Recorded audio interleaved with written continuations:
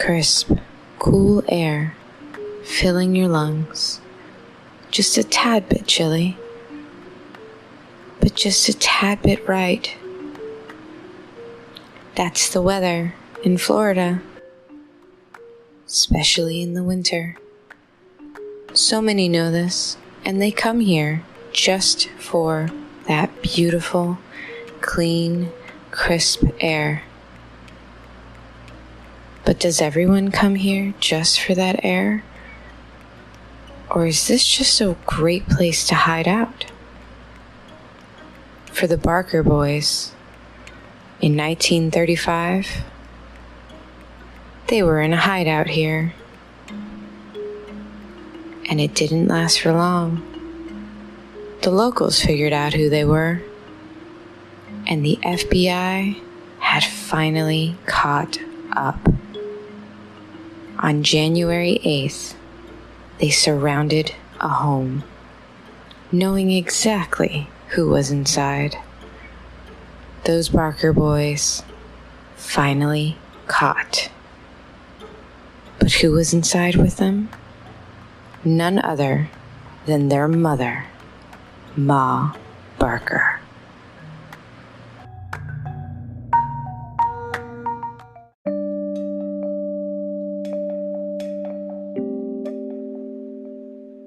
Hello, this is Caitlin from GBRLIFE of Crimes.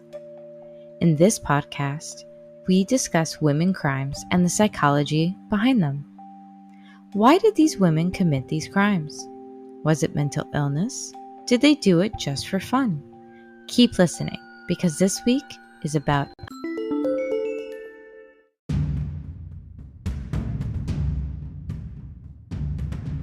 Ma Barker.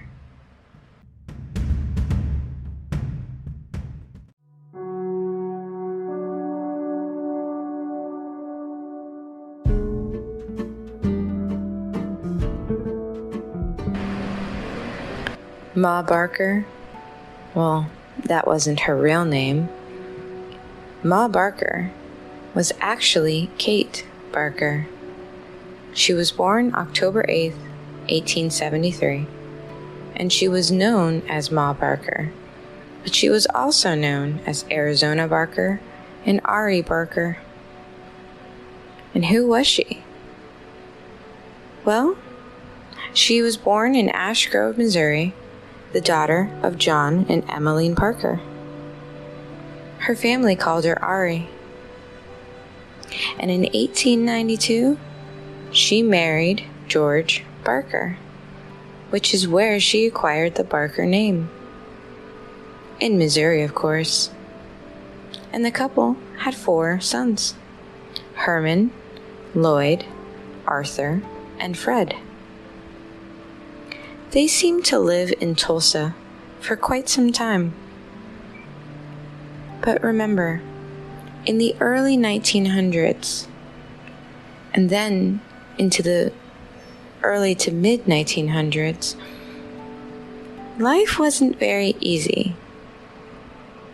There were many issues with wars, issues with jobs, and education at that time was not imperative, at least in the Barker household. In the Barker household, they didn't really use education as something that was imperative for their children. They didn't consider it to be a necessity. George Barker himself? Well, he just had low-skilled jobs. Nothing too big, but enough to support his family in some capacity. He was a farmer, a watchman, a station engineer, and a clerk. He was described by the FBI as a shiftless man, and they said he really paid no attention to his sons, except for that criminal activity. As I said, they had 4 sons, and their oldest, he committed crimes as early as 1910. He was born in 1893. He was very young to be going into the crime world already. And it started for him with highway robbery. He didn't want to start with any small things. He went straight for the big stuff.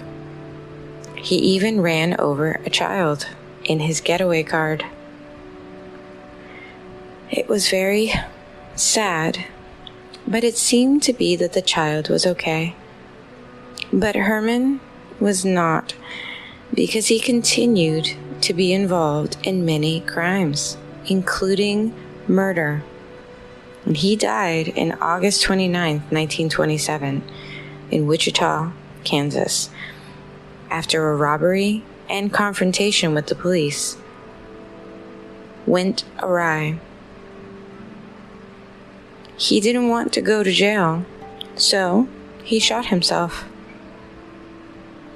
And in that same time frame, Lloyd Barker, the second born, he had already been incarcerated in a federal penitentiary in Kansas. And Arthur, the third born, was also in a state penitentiary in Oklahoma. I bet you're thinking, maybe not the youngest. But no, he was also incarcerated in Kansas. All 4 boys were criminals. All 4 boys were loved by their mother. But George, well, he didn't really want to continue to live in this world with 4 criminal sons. And we don't actually know if George left his family or Ma kicked him out. But what we do know is that from 1928, he was not living with Ma. He was gone. And Ma, well, at this point, she was miserable. All her sons were in jail. Her husband was gone. So what was she to do? Well, she met Arthur Dunlap. I bet you're thinking, Arthur must be a stand-up man. But no, he had no job either. What was Ma to do with all this time alone? Who would she become? Did she forgive her sons?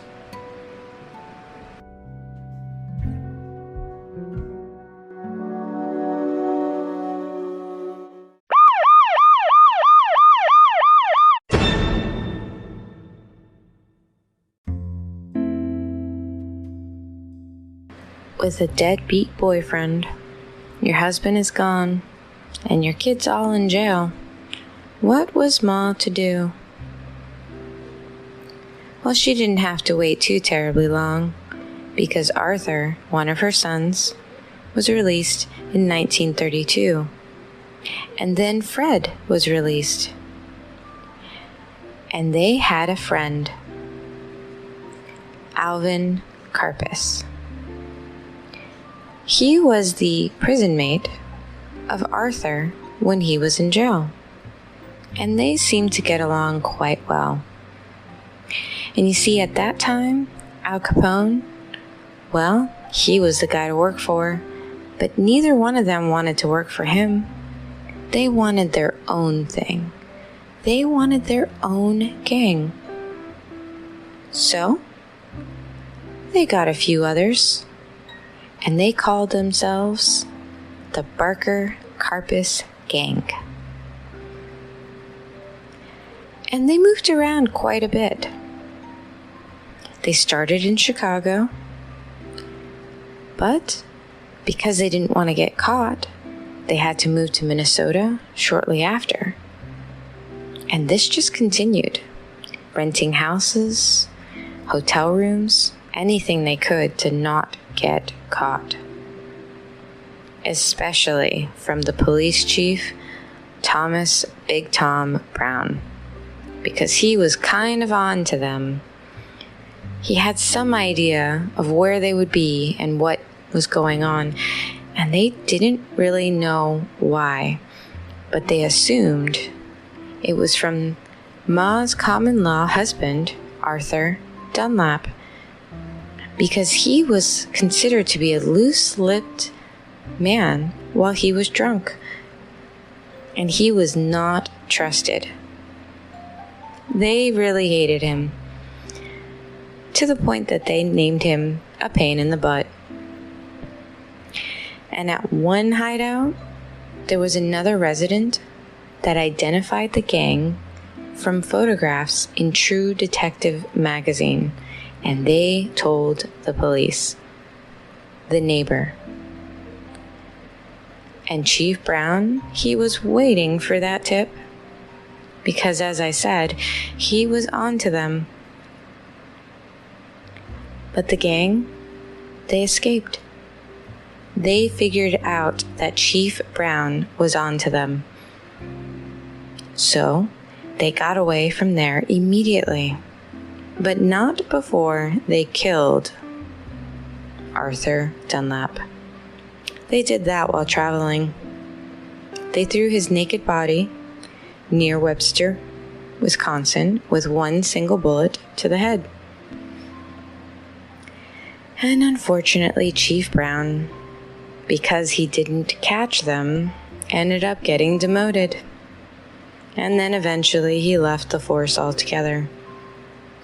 And so they felt safe, and they relocated to Wisconsin.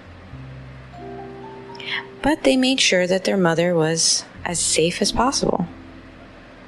They put her in a variety of hotels and hideouts.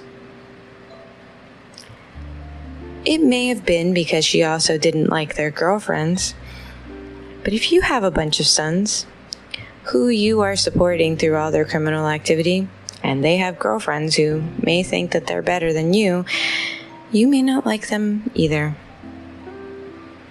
And often, she was said to try to break up most of the relationships that she could because she didn't like the other women in the gang. She wanted to be the only woman of the gang.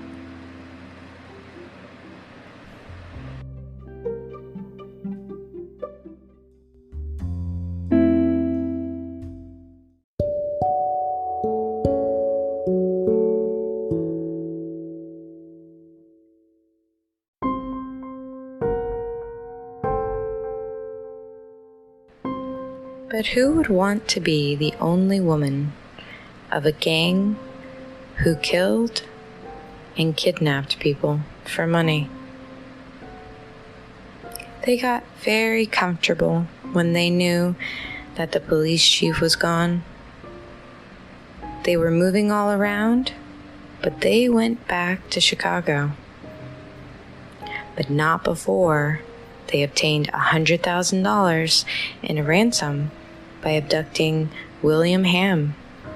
And then they arranged another kidnapping of Edward Bremer, and that all gave them about $300,000. And the FBI started to notice them because of these kidnappings. And in the kidnappings, in this time frame, fingerprint identification just started to come out. And that's how they noticed that it was the same gang who was committing these crimes. But being comfortable and not knowing about this new technology, they went back to Chicago thinking everything would be just fine. Boy, were they wrong.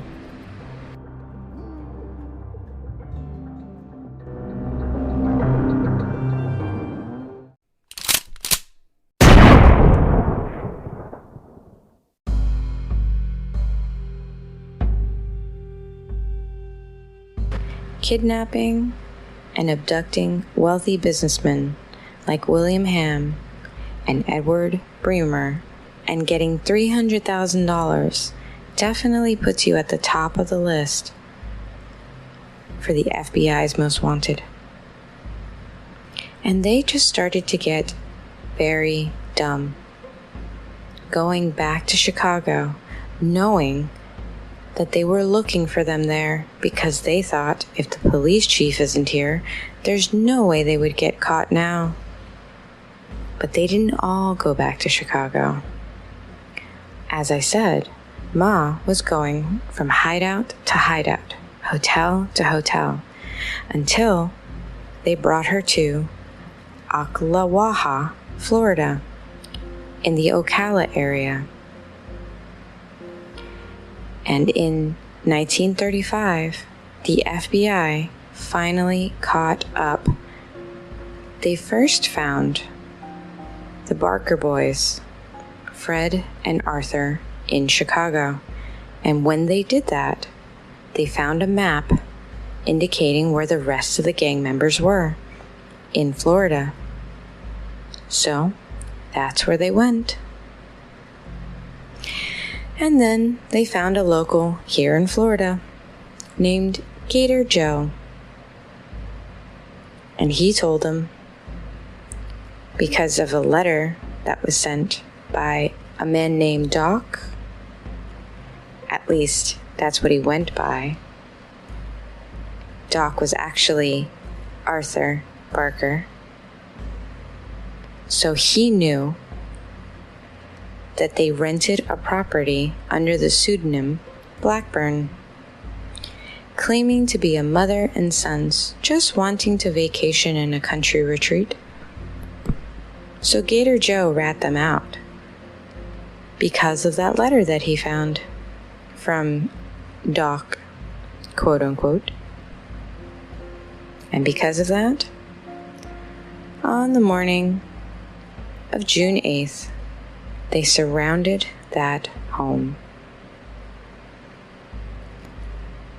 They did not know, though, in that time frame, that the rest of the members of that gang had actually left 3 days before. So the only people in that house were Fred and Ma. And the agents that surrounded that house wanted everyone to surrender because they assumed that everyone was in that house. But Fred just opened fire because he was not going to just go, not without a fight, not for this long. So, after hours of a shootout, they both perished. And when they entered inside of the home, they found both Ma and Fred in the front of the home. Fred's body had almost all of the bullets, but Ma seemed to only have one bullet. And there was a Tommy gun lying in her hands. But the question is, was that Tommy gun in her hands because she was also shooting? Or was it because she killed herself? Or was it just for protection in case? That's something we will never know. Their bodies, after that shootout, were put on public display until they were claimed in October, when relatives finally buried them. What a horrible ending for Ma Barker.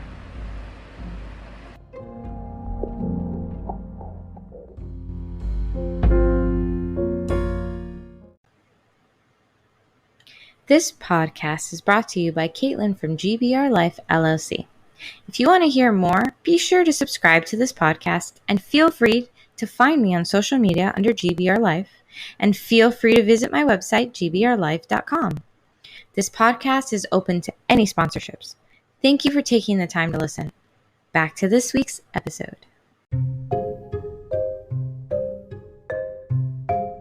Questioning why Ma was not a bigger part of the story? Well, she was. She was there for the entirety of all of the criminal activity, always defending her boys, always doing everything she could to get her boys out of trouble. But wouldn't any mother do this? And for her to be called a mastermind, where did that even come from? Well, it came from J. Edgar Hoover. Because when it was found out that the FBI killed her as well, he called her the most vicious, dangerous, and resourceful criminal brain in the last decade. He said that she enjoyed the lifestyle that was the fruit of her son's crimes and had many lovers. And it's possible she had lovers, since Arthur didn't really do much for her, and her husband didn't do much for her. But that doesn't mean she actually was the criminal mastermind. And it doesn't mean she wasn't. As I said, she was always there. And she did live lavishly in ways that she didn't get to live before. Now, lavish to her wouldn't necessarily be lavish to all, but she was dirt poor. So to be in those nice hotels, going from place to place in the country, of course she wanted that, and her sons were able to provide her that because they were performing these crimes. And she didn't even really know what the crimes were because she didn't have to be around. So was she a criminal mastermind? To be completely honest, probably not. But that does not mean that she did not participate. By knowing exactly that her sons were bad people, exactly that they were going to kill, going to kidnap, and doing nothing about it. Ma Barker is just as culpable for all of the criminal activity because she supported the criminal activity. So no, she didn't think it, but she liked it. And that makes Ma Barker one of the worst women and mothers.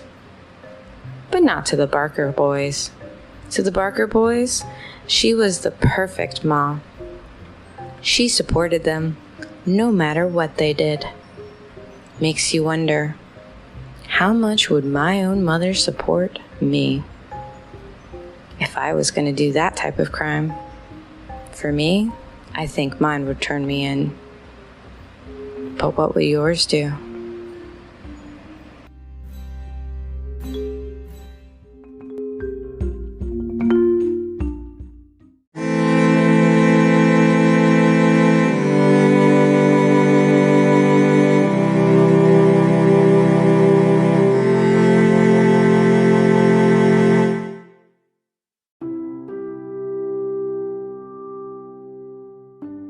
So now let's get to Ma Barker's brain. What was going on there? I've already mentioned that she was not actually the criminal mastermind, and I have already questioned why she would be involved and accept the things that her sons would do. She is just as culpable because she knew and accepted these things, and that really does make her a bad person. She knew what her sons were capable of doing, which included murder, but she didn't stop them, and that's never okay. But that doesn't mean she didn't have her own issues. Her issues would not have involved anything like sociopathic tendencies or psychopathy, but they would have involved things like codependencies. A codependency issue in particular. So what is codependency? It's an excessively emotional or psychologically reliance on a partner, typically one who requires support on account of an illness or addiction. Now, you're probably wondering, what addiction? But her sons had this obsessive need to commit crimes. They would not live good, solid, crime-free lives. There is nothing in the history of these Barker boys where they didn't do something wrong. So if you think about it, their crimes may have been like an addiction. They liked living that way. They liked being bad. And Ma Barker, she has a lot of the symptoms of a codependent. She would have had a hard time saying no to those boys. She didn't really have any boundaries, especially because her sons didn't even want them around their girlfriends. And she had this need for control, but only of her sons in regards to being the only woman in this gang. So she didn't necessarily want to be partaking in any of the crime, but she wanted to control how she was perceived in this gang. But she didn't communicate that very well, which is why they brought her to other places. And she always needed to be in a relationship. She went from her husband to a common-law husband and didn't really seem to care when he died, but that's because her main focus was her sons. And the list goes on. She seems to be a codependent person. And codependency is not something that you can just change. It takes time and effort and therapy in order to get away from that. And Ma never had that opportunity. But that doesn't make her any less culpable for her actions. So therefore, I agree with Mr. Hoover. She really was one of the worst criminals, but not because she was the mastermind, but because she supported all of it. How could anyone support it? Love your sons, but she supported it. You think about that for a moment. And think about next week too, because next week I bring to you The Wild Wild West with Belle Starr. Who was she? Well, come back next week to find out. Thanks for listening.